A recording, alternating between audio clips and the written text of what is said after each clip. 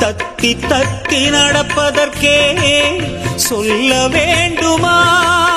நீ முத்து முத்தா சிரிப்பதற்கே பாட வேண்டுமா